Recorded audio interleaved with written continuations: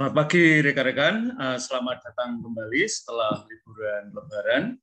Hari ini kita akan melanjutkan pembicaraan kita tentang devosi kepada Bunda Maria. Kita akan membaca salah satu ensiklik dari Paus Yohanes Paulus II tentang Maria Bunda Penebus.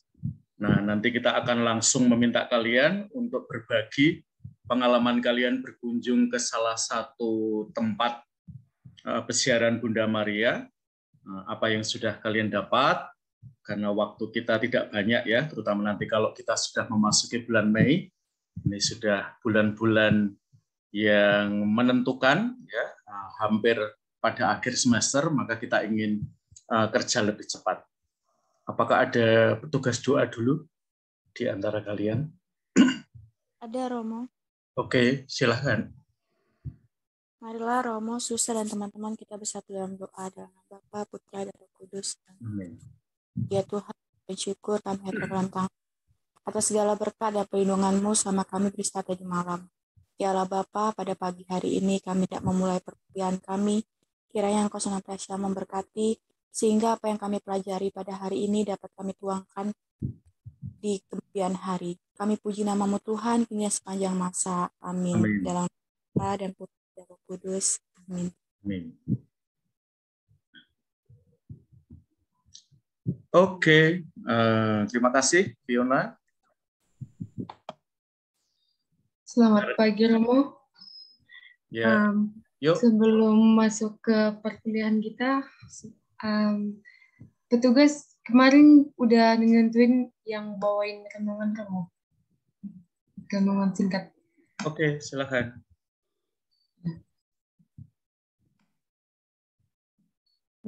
Yang bawa renungan siapa ya?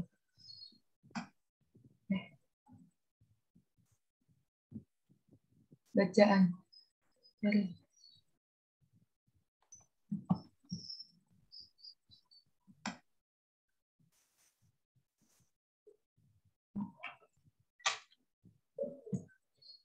Sebentar Romo. Darinya belum masuk Romo.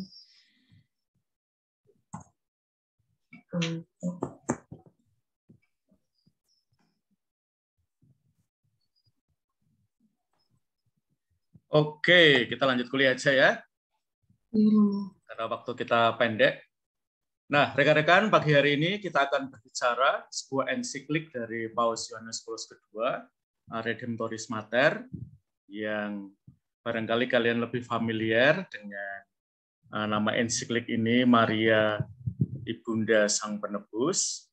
Sama ya, Redemptoris Mater dengan Maria Ibunda Sang Penebus. Nah, ensiklik ini akan kita gunakan terutama nanti sebagai kerangka berpikir untuk tulisan kalian. Jadi kita berharap ya pendidikan kalian di prodi ini memberikan dampak di dalam tulisan kalian. Jadi kita berharap ada mutu tertentu yang bisa kalian tampilkan nanti dalam tulisan kalian. Kita perlu membedakan diri ya, tanpa harus meninggikan diri, terutama dengan kelompok-kelompok yang juga punya devosi kepada Bunda Maria, tetapi barangkali tidak punya privilege untuk memasuki perkuliahan di universitas, terutama di prodi pendidikan keagamaan Katolik. Nah, kita akan melihat salah satu situs yang menjadi destinasi para devosan kepada Bunda Maria, yaitu ke Lourdes.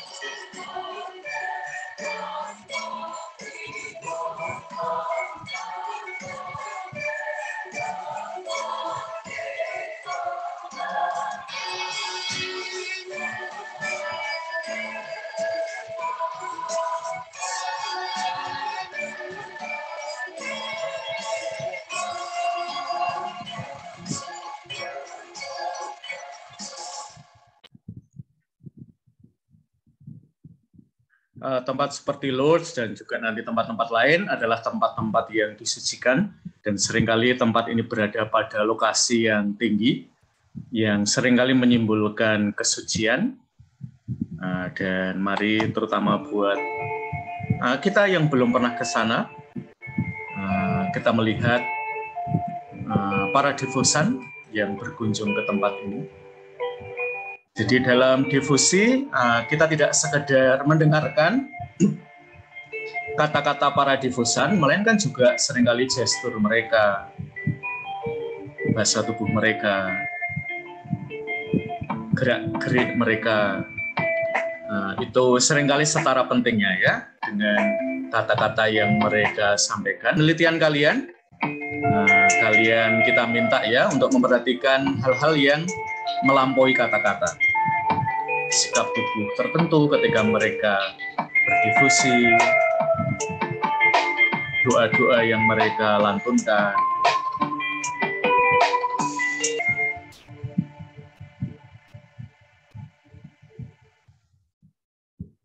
Dan ini adalah lagu yang juga populer di Indonesia, ada di Mada Bhakti.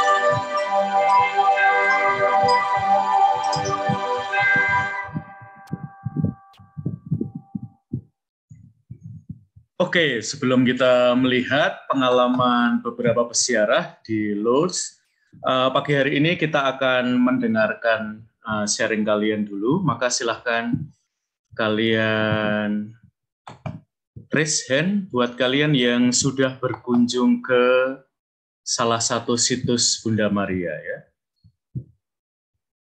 Sehingga saya tidak menebak-nebak kalian, siapa yang sudah, siapa yang belum. Oke, Francisca Octavia. Sudah. Yang lain? Belum? Silahkan yang sudah mengangkat tangannya. Francisca Nandita, sudah?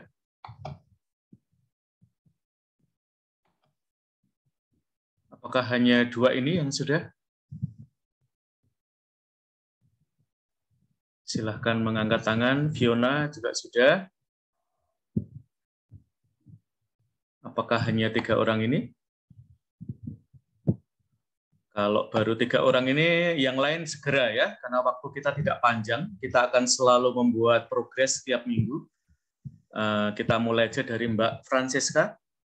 Silahkan Mbak Francisca, kamu kemana dan apakah ada hal yang menarik sejauh kamu bisa survei ya ke tempat itu. Nah, langkah kita di dalam penelitian kecil ini adalah kita akan mulai mengumpulkan data. Data ini bisa kita dapatkan dari pengalaman kita sendiri yang juga berdifusi ke lokasi Bunda Maria, ke Gua Maria. Bisa juga data ini kita kumpulkan dari percakapan kita dengan para peziarah yang ada di sana. Penelitian kualitatif itu tidak terobsesi ya dengan jumlah wawancara. Yang terutama kita ingin dapatkan adalah kisah yang menarik, yang mendalam, yang nanti akan kita koneksikan ya dengan pengalaman pribadi kita, juga pengalaman gereja, terutama terkait dengan dokumen-dokumen tentang Bunda Maria. Lalu langkah yang kedua adalah setelah mengumpulkan data, kita akan mulai memilah-milah data. Jadi tidak semua hal yang kalian dapatkan itu dilaporkan semua ya. Nanti kalau kalian mau buat skripsi lah itu boleh ya. Tetapi ini paper pendek, maka kita akan memilih dari pengalaman-pengalaman yang barangkali sama-sama menarik dari para peziarah. Kita mungkin harus memilih 1 atau 2, mungkin 3 paling banyak ya. Jadi tidak semua pengalaman harus kita masukkan di dalam tulisan. Lalu yang ketiga adalah mendisplay data. Jadi kita menampilkan data sehingga orang lain bisa mengaksesnya karena tertata ya, kurang lebih rapi, bisa dibaca, menarik, bisa menguatkan iman para divosan dan seterusnya.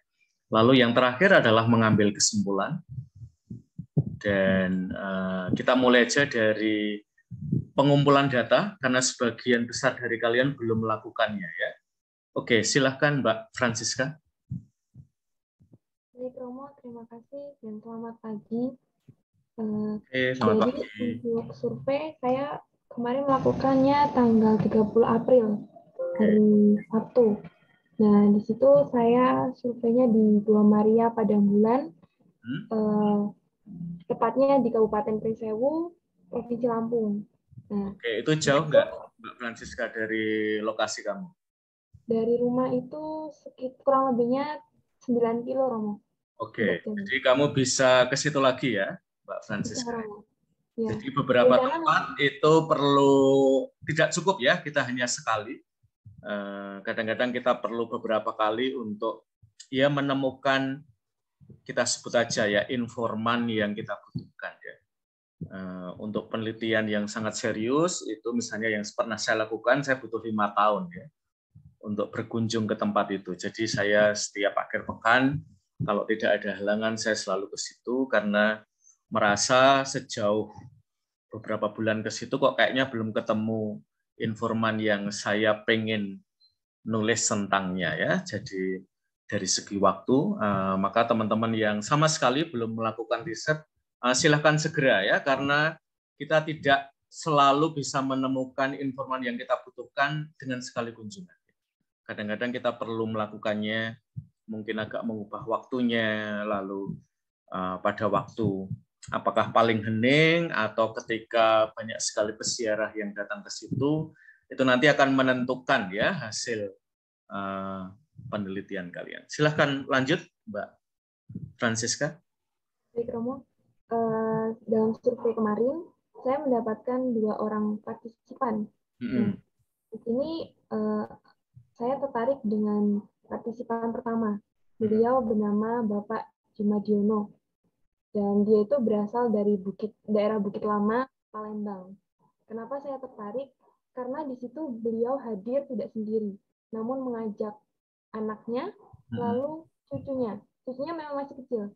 Di situ saya waktu itu memang banyak peziarah yang datang, dan saya memang memilih di mana ya, yang mana yang pas untuk saya survei begitu. Dan saya melihat beliau di mana ia mampu menenangkan cucunya itu, Rom. Karena anak kecil itu saat berdoa pasti sulit untuk diatur begitu. Namun bapak ini tuh dengan mudah mengajak cucunya itu untuk berdoa dengan hening begitu. Dari situ saya tertarik untuk mewawancarai beliau. Lalu saya interupsi sebentar ya, Mbak Francisca. Ya. Agar saya tidak lupa karena sudah tua ya. Nah, ini teman-teman. Jadi misalnya nanti kalau suasana hening itu menjadi sesuatu yang penting ya di dalam tulisannya Mbak Francisca. Nanti kamu mengkontraskan ya, ketika banyak peziarah dan mungkin suasananya cenderung agak rame ya.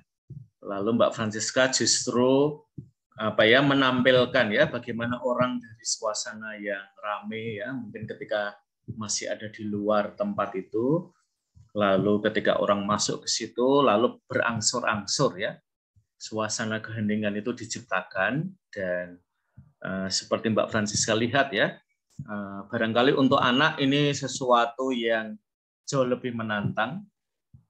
Lalu kita melihat ya bagaimana para orang tua ya dan bahkan mungkin kakek, nenek ya berusaha untuk menciptakan suasana hening itu juga pada devosan yang masih sangat muda ya dan bahkan masih sangat kecil ya untuk ada di situ. Silakan lanjut Mbak Francisca. Dan menambahkan juga ya Romo, saat tahap memilih di mana sih mau yang saya wawancarai begitu, saya sempat ditolak Romo dengan peziarah karena beliau mengatakan maaf saya memburu waktu karena beliau rumahnya jauh gitu. Tapi saya memaklumi hal tersebut. Nah lalu lanjut ya Romo, di sini beliau itu Bapak Jumadiono sebagai pensiunan. Nah saya di situ menanyakan pengalaman hidupnya, lalu biodata dirinya agar pengenalan untuk lebih mengenal beliau. Beliau itu pensiunan dosen dari Universitas Sriwijaya.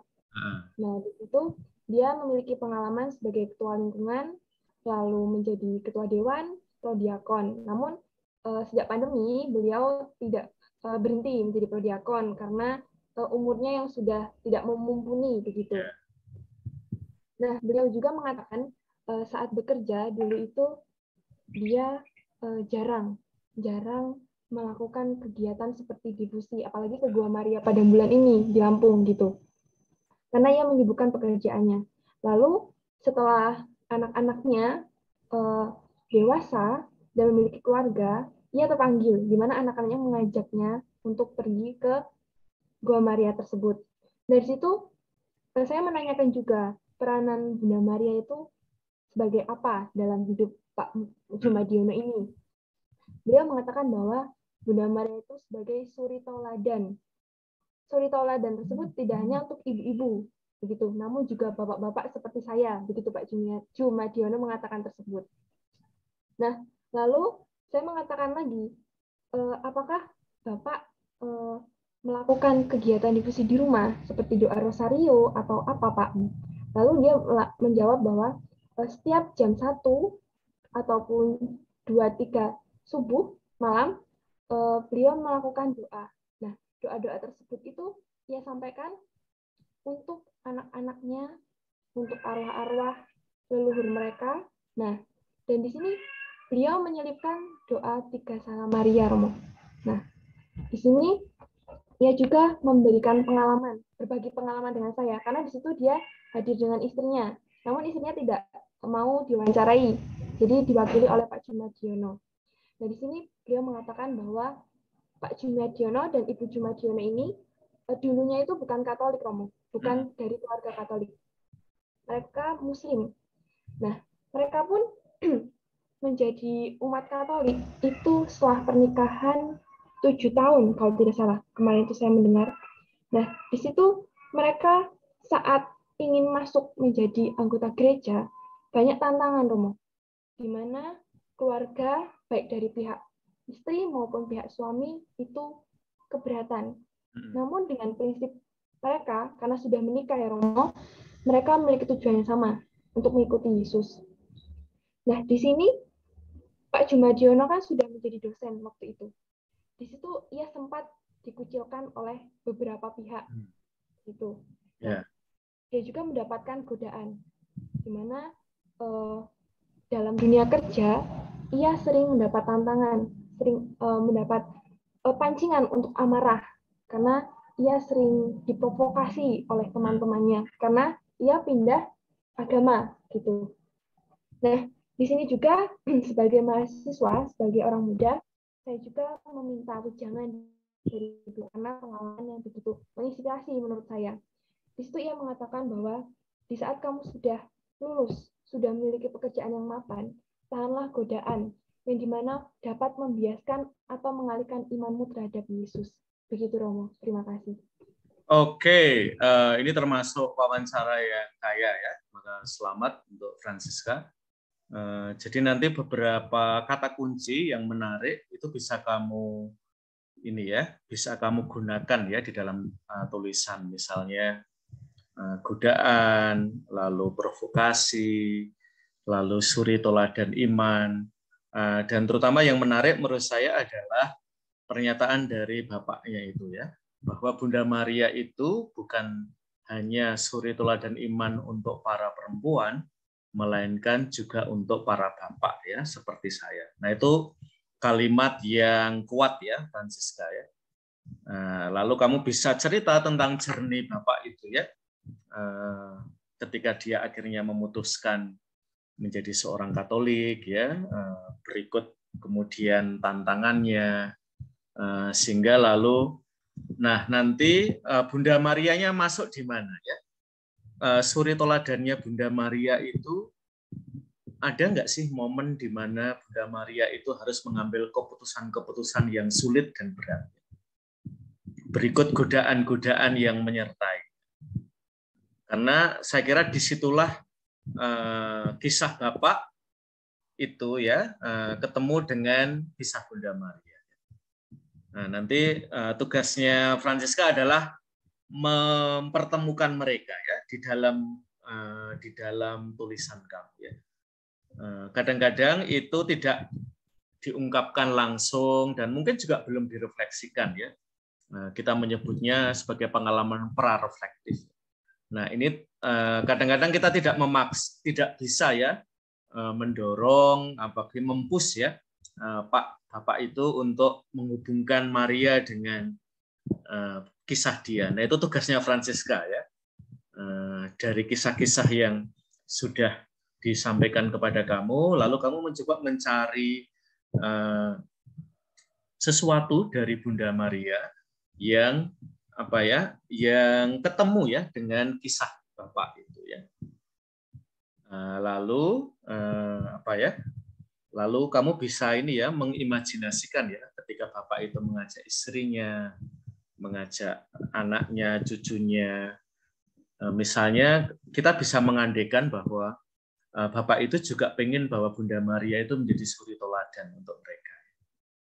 Nah, itu bisa ya. Jadi ini sesuatu yang nanti kalau dalam tulisannya Paus Fransiskus itu berkatnya kalau kita memiliki seseorang yang kita tuakan di dalam keluarga. Mereka bisa menjadi guru iman, mereka bisa mewariskan iman kepada mereka yang lebih muda di dalam keluarga. Ya, nah kutipan itu bisa masuk juga ya. Begitu, Francisca. Apakah ada pertanyaan setelah kamu datang ke Padang Bulan? Dan saya senang bahwa ada kisah dari situ ya, karena tempat itu populer. Tetapi mungkin ya, Francisca ya, kadang-kadang kita yang di Jawa kita kekurangan cerita dari sana. Karena mungkin kisah para peziarah itu ya beredar di Lampung dan di sekitarnya, pokoknya di Sumatera lah ya. Tetapi kadang-kadang tidak sampai lewat ke Jawa. Ketika lewat ke Jawa yang kita dengar seringkali ya Sundang Sono, lalu Cisantana ya, Sawe Rahmat, lalu mungkin juga yang di Blitar ya. Kadang-kadang kisahnya belum menyeberang ke Jawa ya. Lalu kita harapkan dengan tulisan kamu nanti ada perspektif yang lebih luas ya tentang kehidupan difusi kepada Bunda Maria dari luar Jawa ya. Terima kasih Francisca. Apakah ada pertanyaan dari Francisca sejauh kamu wawancara, mungkin kamu menemukan kesulitan? Kalau ditolak itu biasa ya, tidak usah baper ya.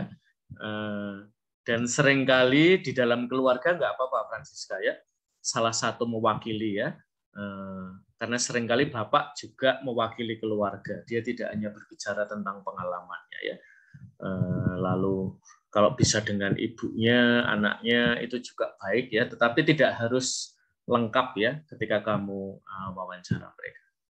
Ada pertanyaan dari Francisca?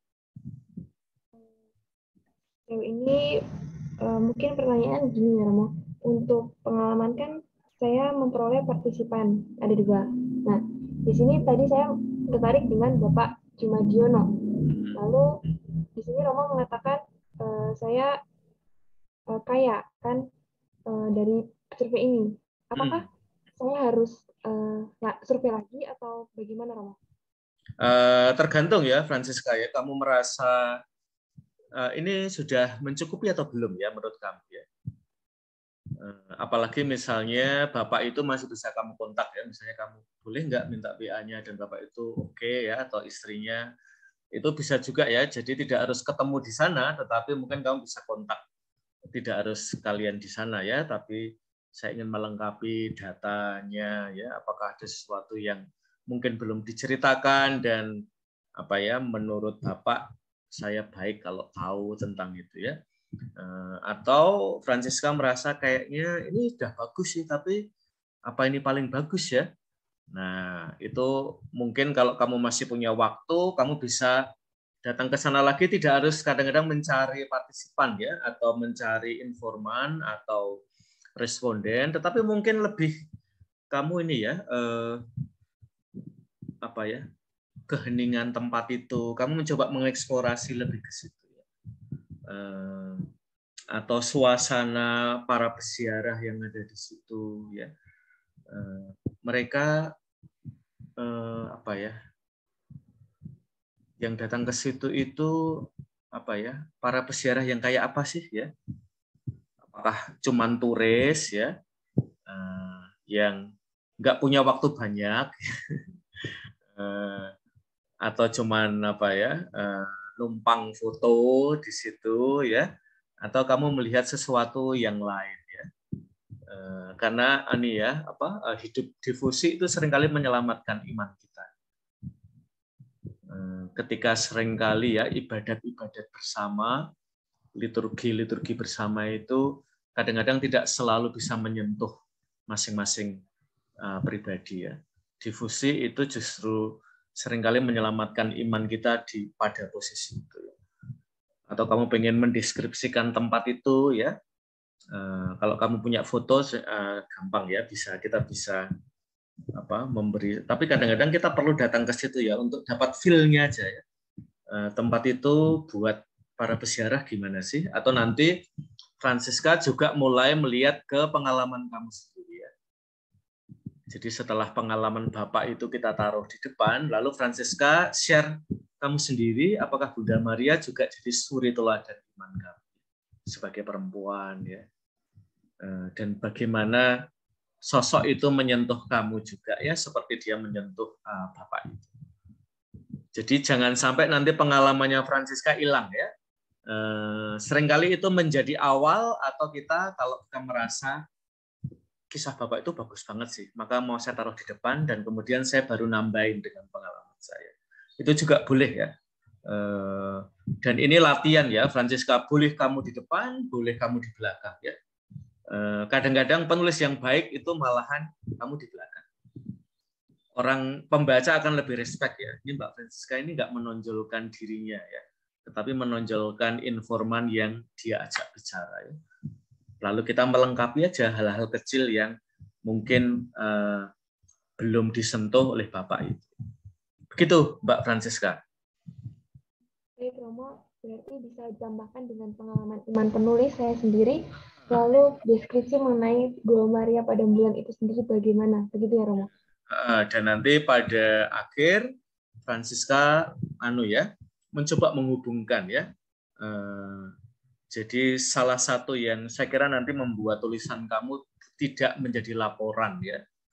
Yang di internet itu seringkali banyak laporan ya, laporan berkunjung ya.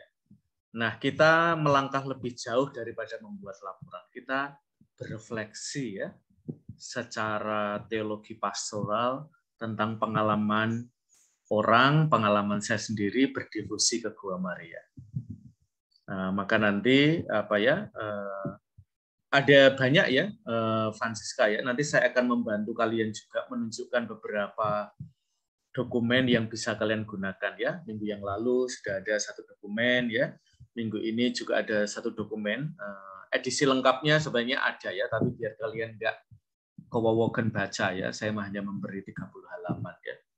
Nah, misalnya ya, ini yang saya temukan ya setelah saya membaca agak cepat bagian ini, saya menemukan nomor ini paling menarik buat saya ya dari dokumen yang kalian baca hari ini.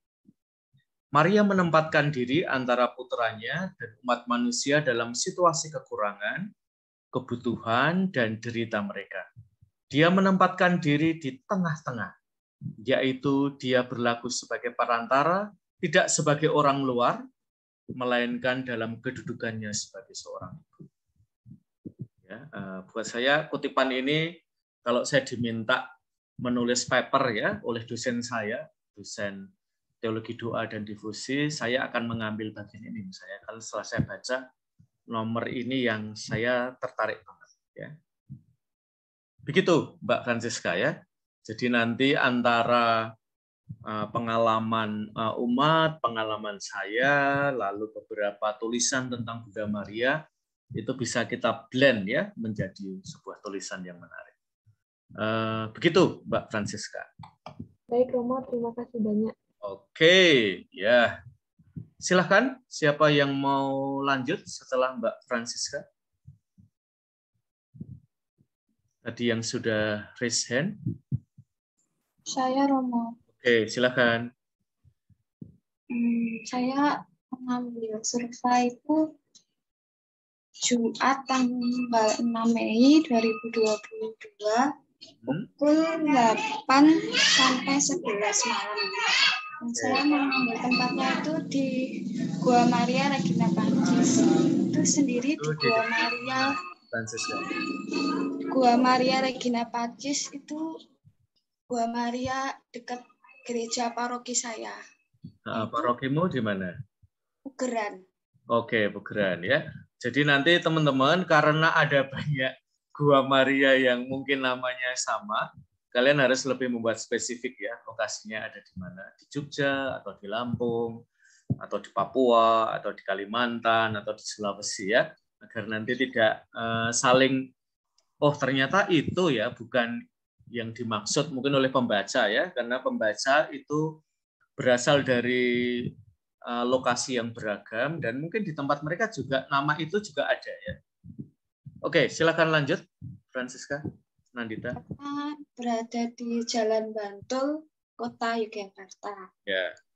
Saya mewawancarai Ibu Siska yang memiliki 4 anak. Nah, di situ saya mewawancarai beliau ketika berdoa dengan Bunda Maria, dia selalu pasrah apapun keadaannya. Seperti pengalaman Ibu Siska itu pernah jatuh sampai patah tulang di bagian tangan. Melalui doa ini, beliau selalu yakin atas kesembuhan yang diberikan, yaitu dengan pasrah. Terus pengalaman Ibu Siska itu, beliau membantu anak-anak SD yang kekurangan administrasi keuangan. Nah, itu harus dibayar 1 hari. Nah, Ibu Siska itu terus berdoa dan membantu anak-anak yang kekurangan administrasi dengan mencari dana dan usahanya. Gitu, Romo dan teman-teman. Oke, Francisca ya. kira-kira nanti apa ya sosok Bunda Maria yang ingin kamu tampilkan, sosok Bunda Maria yang seperti apa ya? Jadi Bunda Maria kan ada banyak gelar ya, dan mungkin ini kan di tempat itu misalnya Regina Pacis ya, Bunda Maria Ratu Perdamaian. Nah, kira-kira bisa ketemu nggak Nandita dengan pengalaman ibu itu? Gimana, Romo? Jadi ini ya salah satu seninya ya di dalam menulis paper akademik ya untuk kepentingan mata kuliah ini adalah nama tempat itu ya, Gua Maria Regina Pacis ya, Ratu Perdamaian. Kira-kira ketemunya dengan pengalaman ibu itu di mananya menurut kamu ya, Francisca?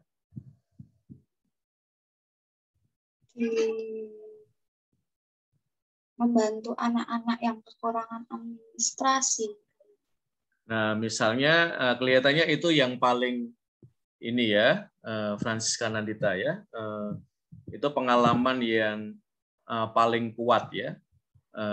Maka mungkin, nah apakah kisah ibu itu yang jatuh sampai tangannya harus dapat perawatan, itu bisa terhubung dengan pengalaman membantu anak-anak ya, secara administrasi itu, atau Francisca perlu memilih ya, apakah pengalaman yang membantu anak-anak itu, dan mungkin itu memang menarik ya buat saya, itu lebih kita tonjolkan, lalu pengalaman ibu itu sendiri dengan ya pengalaman kejatuhan dalam hidupnya ditaruh di agak belakang ya, jadi tidak itu yang kita tonjolkan, tetapi pengalaman ibu itu membantu ya. Dan nah maka mungkin pengalaman Bunda Marianya adalah pengalaman Maria sebagai Bunda apa, Francisca?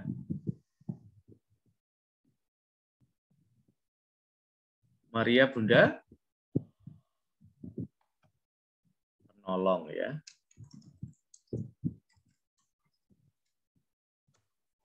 Nah, ini ada di dalam tulisannya Paus Fransiskus ya, terutama pada masa pandemi, Maria Bunda Penolong ya. Maka sosok itu yang perlu lebih diangkat ya di dalam tulisannya Francisca Nandita. Oke, apakah Francisca sudah balik lagi ke sini atau masih keluar? Katanya keluar ya. Oke, terima kasih Francisca Nandita atas sharingnya.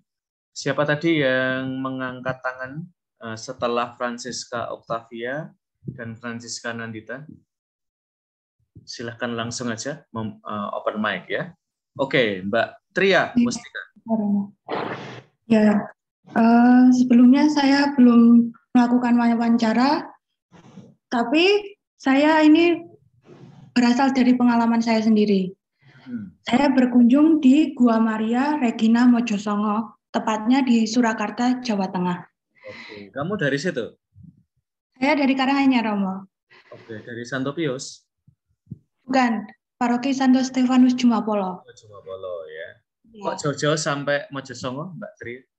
Sering main ke sana, Romo, sama teman-teman gitu. Itu rumah saya di situ loh, Mbak. Di Mojosongo, Romo. Ya. Ya. Kapan mampir ya? Ya, Romo. Nah, dari pengalaman saya ini, orang-orang itu yang rutin mengunjungi Gua Maria itu rata-rata OMK dan para lansia. Juga terkadang itu dari luar kota, bahkan dari luar Jawa pun ada.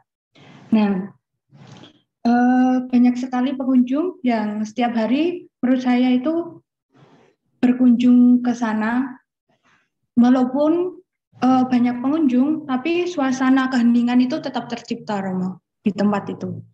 Nah, dari banyaknya para pengunjung ini kan terlihat antusias untuk berdevosi kepada Bunda Maria. Melihat dari pengalaman saya sendiri, kebetulan setiap saya berdoa atau berdevosi kepada Bunda Maria itu, Bunda Maria itu mengabulkan doa saya. Nah, dari sini saya akan mengaitkan pengalaman saya bahwa Bunda Maria itu sebagai penolong, seperti yang dikatakan Romo tadi. Nah,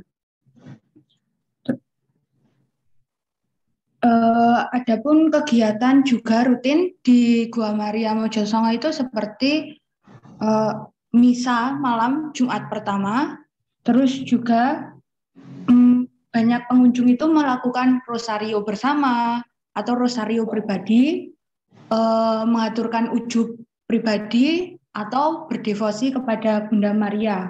Seperti itu, Romo. Terima kasih.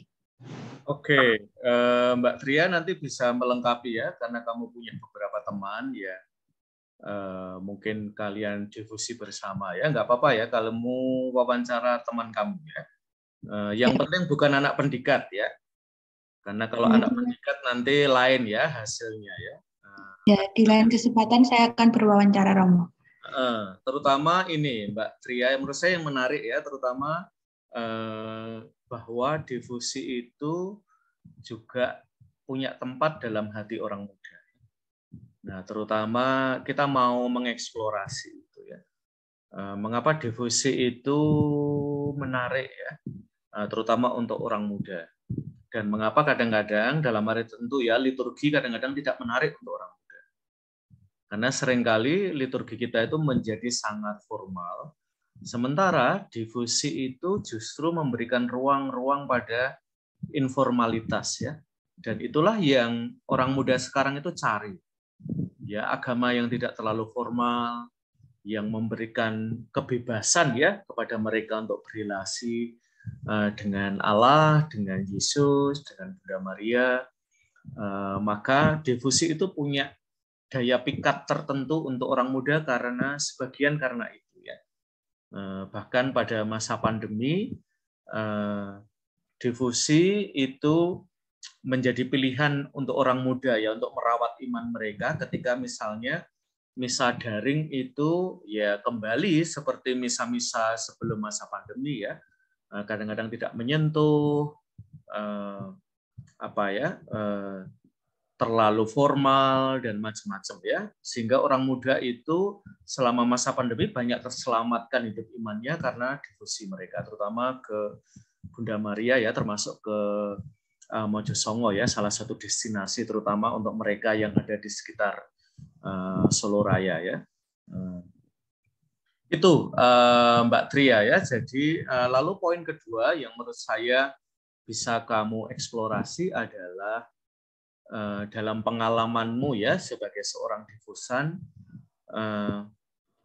permohonan apa yang pernah kamu minta dan ini sungguh-sungguh kamu minta ya dari macam-macam permohonan. Untuk kamu punya banyak permohonan, tapi kamu merasa bahwa untuk permohonan ini saya memintanya dengan sungguh-sungguh dan saya mengalami bahwa permohonan saya dikabulkan.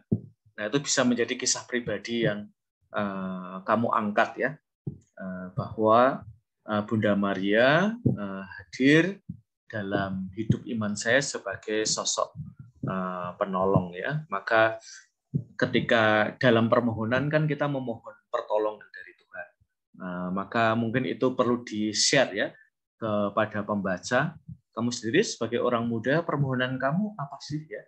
Agar nanti juga hidup orang muda semakin tersingkap ya melalui kisah Mbak Tria ya.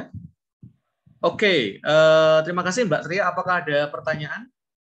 Terima kasih Romo. Sejauh ini belum. Oke, ya. Terima kasih. Jadi silahkan dilengkapi dengan wawancara dengan responden, dengan informan ya, untuk memperkaya agar sisi eklesialnya ya lebih terasa. Jadi kita tidak hanya mengangkat kisah personal kita, melainkan juga kisah jemaat yang ada di sekitar kita ya. Karena nanti sebagian besar tugas kita sebagai katekis ya, juga sebagai teolog pastoral adalah justru mengangkat kisah-kisah iman umat itu ya. Maka kita mau latihan juga untuk mendengarkan dan kemudian mengartikulasikannya ya ketika kita mendisplay penelitian kita.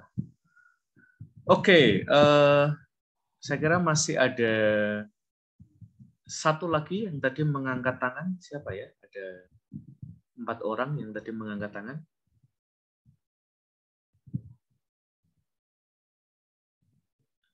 Silahkan langsung saja, open mic.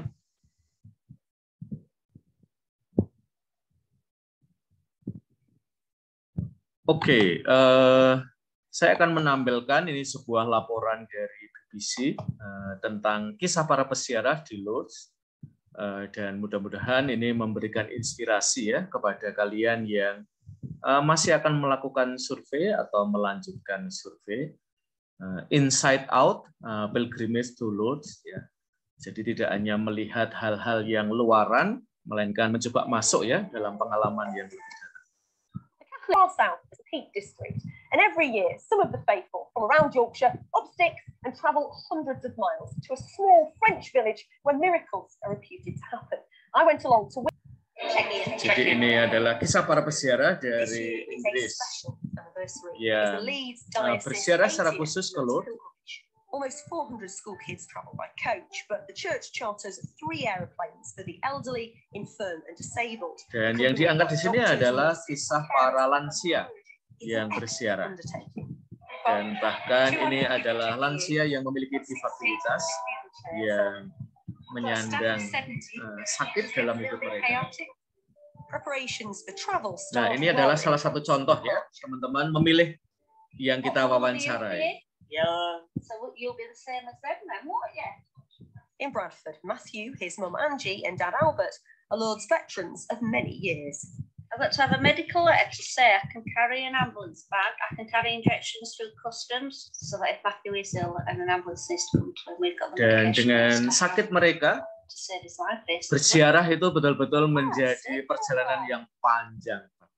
Erin attends All Saints in Bahkan untuk sampai ke pesawat pun itu sudah perjalanan yang jauh.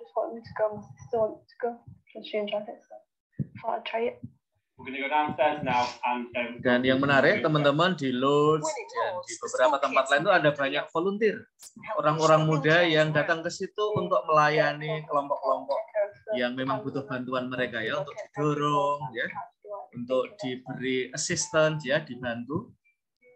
Mary lives in a care home in Wakefield. Today, lead nurse Kim is paying a visit to assess Mary's medical needs. Mungkin di tempat kita belum sangat populer ya. Dan banyak hidup orang muda yang diubah oleh pengalaman membantu para lansia itu untuk berziarah. Ya. But with Mary, because we know her so well, and she's so fit. We take her out for lunch instead. Breaking the rules, I've always broken the rules. Rules are there to be broken. Look. It's departure day, and getting everyone onto the plane at Leeds Bradford Airport is quite a task.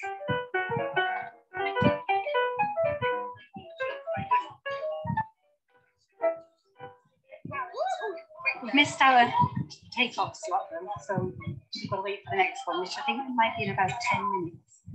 We never leave on time. It's just too busy. Dan nanti kita akan melihat ketika reporternya bertanya ya, kamu kan kita sebut aja ya orang medis ya, kamu percaya nggak sih pada mukjizat?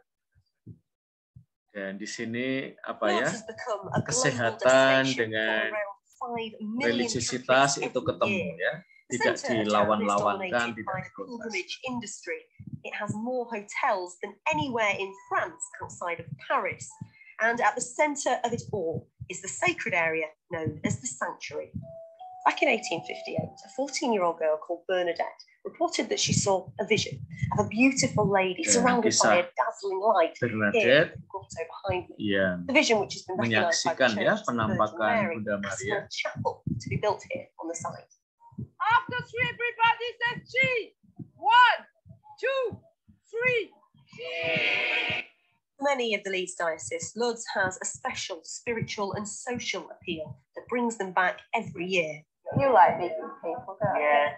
In Lourdes, there's not one special person. Everybody is the same.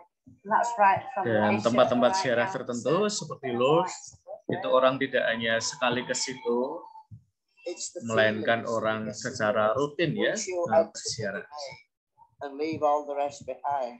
Dan itu seringkali membawa pengalaman yang mendalam di dalam focus on those berziarah. traveling with sickness or disability, including a huge service in an underground basilica for pilgrims from all over the world. I caught up with Nurse Kim on the way down there. We're about to go to another procession now. This is the one that people believe miracles happening or the cures happening, Yes. is that right? It is. It's what it's most famous for. The priests go around the sick who are placed at the front, and they'll hold them Dan on nanti di streets tempat-tempat and ziarah nice biasanya kita menemukan and bless the sick. the holiest of the holy ya. Jadi tempat yang dipercaya penyembuhan terjadi, permohonan dikabulkan, mungkin keraguan kita itu mendapatkan peneguhan. Have you seen anything that you think was a miracle? No, I have seen a lot of people change, particularly people that have got a terminal illness or a chronic progressive illness, where they've come hoping to be cured and they've gone home accepting their condition. Do you believe in miracles? I do, yeah. You're a nurse, you work with science and medicine. How does that sit next to a belief in miracles? I find it quite easy because I've got faith. So I believe in God, and I come to Lourdes and I see what happens here. In the evening, after the blessing of the sick mass, there was a garden party celebrating Leeds' 80th Lourdes anniversary. Later, we caught up with Matthew's father, Albert. We know when we come, Matthew's going to go back home in the wheelchair. We're not looking for that kind of a miracle. Because I know that you haven't had the best of health recently. I had a brush with cancer and I've lost my left kidney. Mukjizat itu tidak harus orang datang ke situ dengan kursi roda lalu pulang dari ziarah langsung kursi rodanya nggak dipakai ya. Menurut Bapak ini ziarah nggak, mukjizat itu nggak sesimpel itu ya. Tetapi orang mengalami bahwa hidupnya mengalami perubahan, dia bisa menerima sakit yang dia derita, itu pun sebuah mukjizat. We're quite close to each other, so it wasn't difficult to open up about anything, not afraid to cry in front of each other. The kids and teachers retreat to an adjoining park, prayers and to light. Nah, ini seperti yang diceritakan Mbak Tria ya, orang-orang muda yang retret di tempat Bunda Maria. I feel more religious than I was before, just from these last 3 days, just by going to mass every day and helping other people.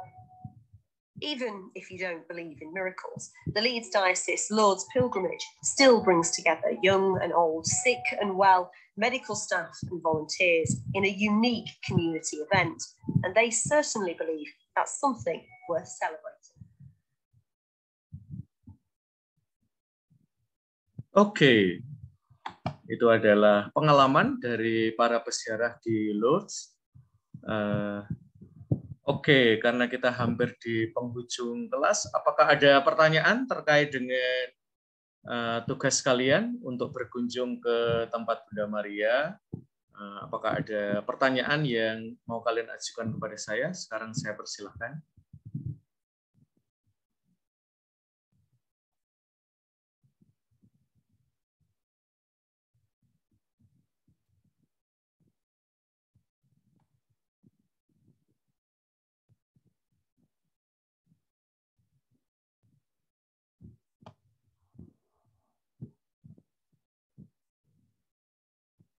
Oke, sambil menunggu waktu, saya akan tanya-tanya dulu. Katarina, Renata.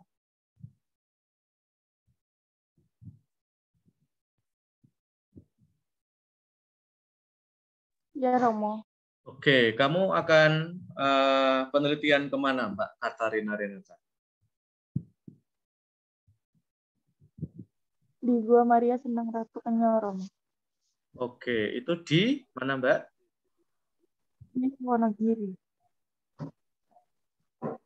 Di Paroki Santo Ignatius Danan tepatnya. Oke, ya. Apa yang menarik dari tempat itu, Mbak Katarina Renata? Jangan bohong ya, karena saya pernah ke situ. Apa sih yang menurut kamu menarik tempat itu? Tempatnya itu jauh dari warga-warga gitu Romo. Jadi kayak di pelosok. Jadi tempatnya itu nyaman gitu Romo. Sepi. Jadi kalau buat doa itu tenang. Atau bukan? Seperti itu. Terus banyak juga pengunjung. Kamu anak Danan atau dari tempat lain? Oke, jadi Romo, saya dari Danan. Salah satu tempat itu ya, mungkin kalian orang muda menyebutnya nyaman ya. Tempat itu punya keistimewaan ya. Tempat itu sebelum menjadi Gua Maria ya, itu diyakini sebagai tempat yang memiliki tingkat kesucian buat pemeluk agama setempat ya. Jadi tempat itu disucikan dalam arti dalam bahasa Jawa itu menjadi tempat yang bingit ya. Jadi katakanlah roh itu bersemayam di tempat itu ya. Maka nanti silahkan sisi-sisi itu diangkat ya Mbak Katarina Renata ya. Jadi tidak sekedar saya datang ke situ kayaknya nyaman gitu ya. Kita perlu masuk lebih dalam daripada itu ya. Dan jangan lupa kekuatan utama dari tulisan kalian adalah wawancaranya. Tentang sejarah tempat itu akan segera dapat kalian temukan di internet, sooner or later ya. Maka kita tidak fokus ke bagian itu. Jangan itu menjadi menu utama dari tulisan kalian. Karena sebelum kalian melakukan itu, saya sedang diajak kerjasama oleh sebuah komunitas peziarah ya. Kita mau menerbitkan buku tentang tempat-tempat ziarah kepada Bunda Maria ya. Jadi jangan ke situ ya, itu sudah kami kerjakan ya. Yang belum dikerjakan adalah mendengarkan kisah-kisah para peziarah dan mempertemukannya dengan kisah peziaran kalian sendiri, lalu kalian mencoba menemukan titik temunya juga dengan beberapa gagasan yang ada dalam gereja, terutama terkait dengan difusi kepada Bunda Maria ya, untuk memperkayanya. Kita ada di situ papernya ya. Jadi pastikan bahwa paper kalian tidak salah konsep sejak awal ya. Karena kalau salah konsep itu otomatis masuk pressure test. Jadi kalian akan saya masukkan ke ruang khusus untuk mengerjakan lagi papernya ya. Kita tidak mau ada paper yang salah konsep sejak awal ya. Dan ini UAS ya, teman-teman. Kalian tidak punya waktu banyak untuk memperbaiki paper kalian. Oke, terakhir Rengga, sudah ke tempat Bunda Maria? Belum?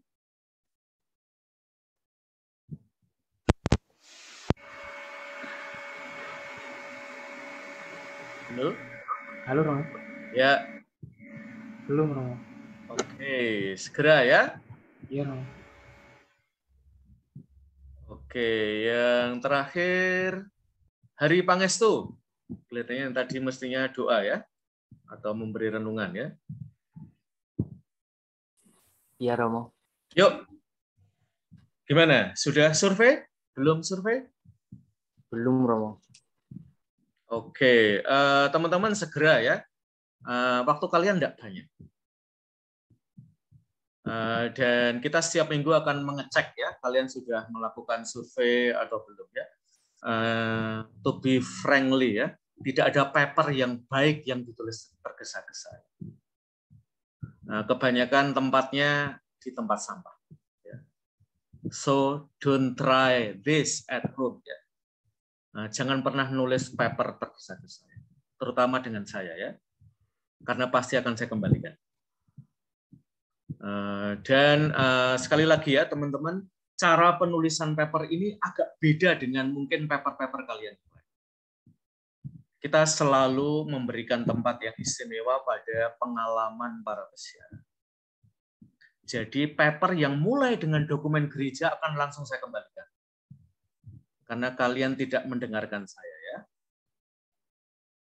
Mulailah dengan pengalaman peziarah, pengalaman kalian. Dan baru kemudian kalian mencari sesuatu yang barangkali terhubung dengan apakah dogma tertentu terhadap Maria atau tulisan tertentu tentang Bunda Maria. Tetapi kalau dokumen gereja itu kalian taruh pada awal, akan langsung saya kembalikan. Kalian salah konsep. Ya, sama seperti di mata kuliah yang lain ya, yang saya kira satu kelas ya, saya kembalikan karena salah konsep ya. Jadi betul-betul ya, kita berangkat dari pengalaman iman para devosan ya, termasuk kalian yang ada di dalamnya. Karena kalau kalian mulai dari dogma, nanti pengalamannya akan cenderung disetir ya, dihubung-hubungkan di sini. Tidak seperti itu ya cara kita menulis paper untuk mata kuliah. Nah, kita berangkat dari pengalaman iman para devosan, melihat pengalaman yang menarik di sekitar Bunda Maria yang muncul di situ, sosok yang mereka temukan di lokasi-lokasi Gua Maria itu, lalu baru kita mencari sesuatu yang lebih akademik ya, apakah itu dari kitab suci atau dari dogma tentang Bunda Maria dan seterusnya. Lalu itu ditaruh pada akhir, tidak pada di depan. Kalau di depan nanti kalian salah masuk prodi ya, kalian masuk kampus 4 aja, Fakultas Teologi ya. Nah, saya kira kita rela ya melepas kalian ke Fakultas Teologi. Kalau kalian di kampus 5, kita mulai dengan pengalaman ya, tidak dari dogma tentang Maria. Oke, masih ada 2 menit. Apakah ada pertanyaan terakhir sebelum kita mengakhiri kelas kita? Minggu depan itu libur, maka silahkan kalian gunakan untuk survei ya. Lalu saya akan memberikan bahan bacaan untuk kalian, dan minggu depan silahkan kalian tetap presensi ya, seperti minggu ini ya, untuk memastikan bahwa kita cukup waktu ya untuk mengerjakan tugas. Apakah ada pertanyaan lain terakhir sebelum kita akhiri?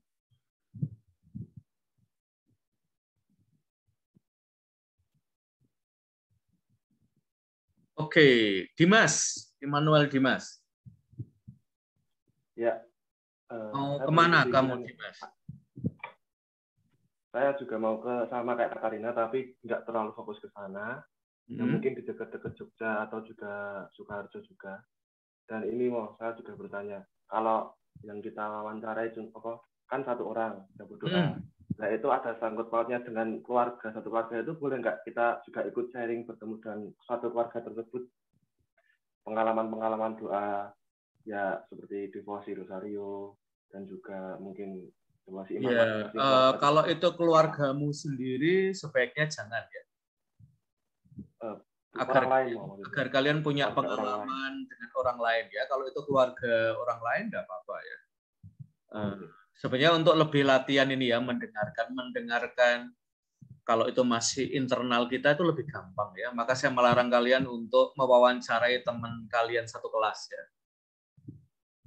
Karena ya kurang jujur aja nanti hasilnya. Seringkali terlalu dipoles ya. Saya ada pengalaman sama teman saya ketika SMA dulu. Dan itu tahu-tahu ngajak saya, ayo doa di Gua Maria Sembilan Ratunya. Ayo. Dan itu boleh pulang ya? Satu keluarga itu ada.